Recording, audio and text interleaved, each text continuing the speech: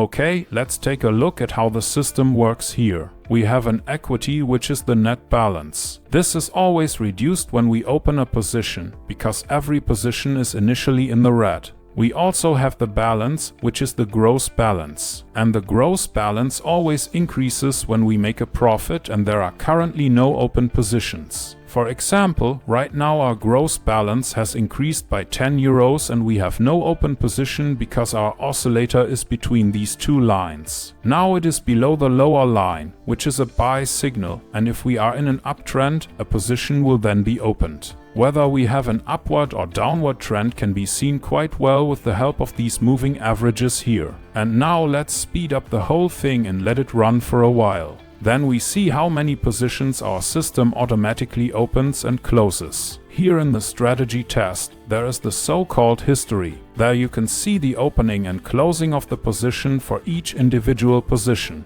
The Operations tab works in a similar way, and the journal is always interesting, because this is where we would also see if errors occur. For example, a calculated value may not work because the broker has defined that the stop loss must not be so close to the purchase price, or there could be requotes or problems with the margin. We would see all these errors here. Our system is trading peacefully all the time and we have now reached 9,636 euros. What the strategy tester does not show is the historical curve. We can see that here in MetaTrader 5 itself. You can display the chart and it shows us how our expert advisor behaves over the course of our set trading period. All in all, we have a positive result here, and now, of course, the question arises, can I improve this result? And if so, how would I do it? To answer that, let's change a few things and we'll do it the other way around. We'll try to find out what measures can be taken to ruin a system immediately.